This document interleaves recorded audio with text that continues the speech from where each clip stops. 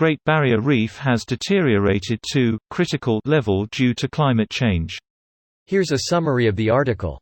The damage to the reef is a result of ocean warming, acidification and extreme weather, which has resulted in coral bleaching, according to the International Union for Conservation of Nature's 2020 World Heritage Outlook Report, which tracks whether the conservation of the world's 252 natural World Heritage Sites is sufficient to protect them in the long term.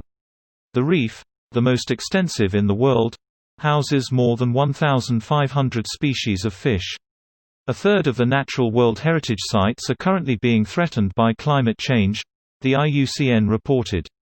Climate change continues to be the #1 threat to natural World Heritage Sites.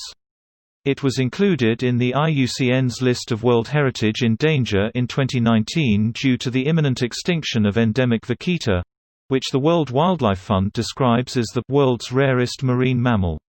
Natural World Heritage Sites are amongst the world's most precious places, and we owe it to future generations to protect them, Bruno Oberli, the IUCN Director General, said in a statement.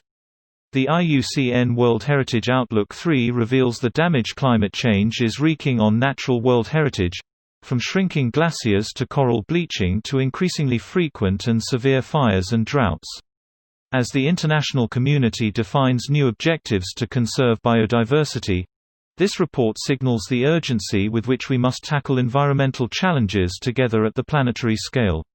This post received a score of 41,000, with an upvote ratio of 93%. Here are the top comments in response to this article.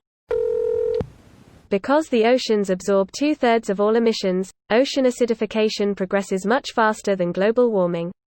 Basically, even if we limit emissions to 1.5 or 2 degrees warming, the oceanic reefs cannot be saved. If we wanted to save the reefs, we would have needed to curb emissions in the 1980s and 1990s with nuclear technology.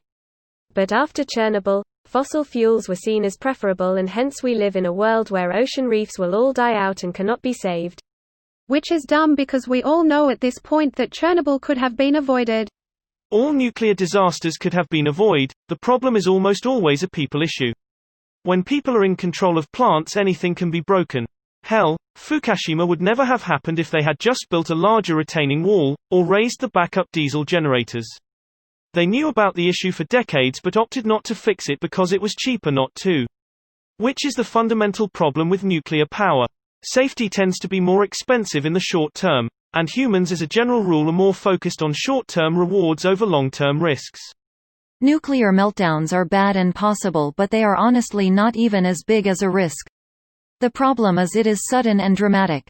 It doesn't matter that fossil fuels are poisoning the planet anyway, or that people die every year because of inhaling all the petrotoxins, because it happens too slowly and is not as dramatic. Think of how people are more scared of flying on an airplane, but driving a car is actually far more likely to kill you. Hell, frame it with the ongoing pandemic. 3,000 people die in a terrorist attack on recognizable American landmarks, and everyone loses their minds, but 3,000 people die in a day during a slow burn, poorly handled global pandemic? Well, that's just a statistic. Reminds me of the boiling frog experiment, and some people think the frog is stupid for not noticing the hot water. In short, we're all frogs. The tiny detail about that experiment that usually doesn't get mentioned is that the frogs were lobotomized beforehand. It was just an experiment to show that the nerves in the spine itself can react to violent stimuli without needing to consult the brain, like when you touch something really hot and your hand jerks away at a speed you wouldn't think possible.